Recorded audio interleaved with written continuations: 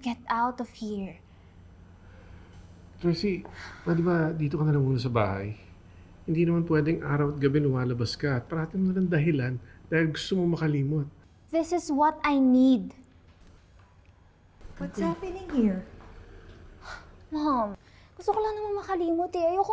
Ayoko magmukmuk dito. Okay. Pero wag mo nang tatakasan yung driver, ha? At isa pa, huwag kang magpapakalasing. I can't believe you, Patricia. Paano hindi siya malalasing?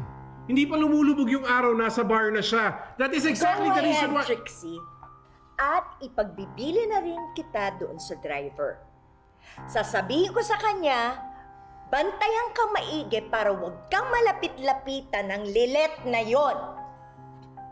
Oo, pinuntahan niya itong anak mo dahil concerned daw siya. I don't believe her. Dahil ang loyalty niya andun na sa mga dalion. Dahil sila nagpaaral sa kanya, dahil sila na mga amo niya, wala na tayong halaga sa kanya. Pwede ba, Patricia? Huwag mo nang idamay si Lilet sa blame game mo. Kung wala nga siyang loyalty sa atin, maybe it's our fault. Dahil tinuring natin siyang parang basura nung kasama natin.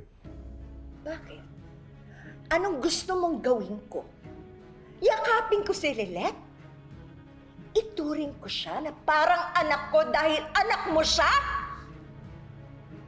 Tiisin ko na sa oras-oras na nakikita ko siya, naaalala ko yung pagtutaksil at panloloko na ginawa mo sa akin! Can you please stop? Tama na! Hirap na nga ako sa sitwasyon ko. Nag-aaway pa kayo sa lilet na yan.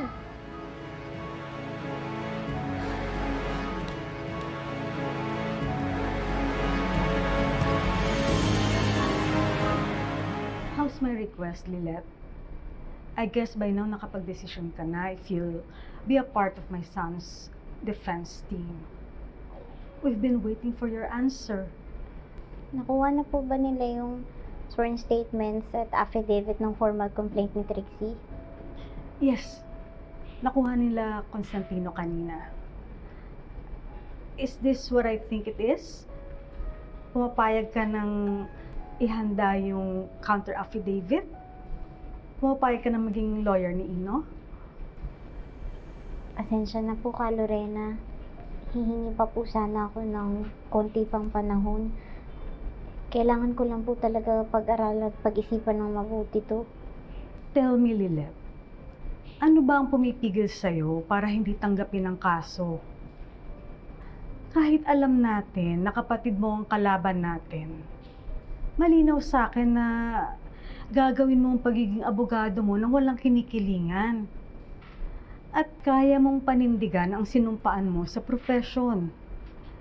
That's the reason why I still want you to be in the team. At naniniwala si Ino na ikaw ang makakatulong sa kanya. Come on, Lilet.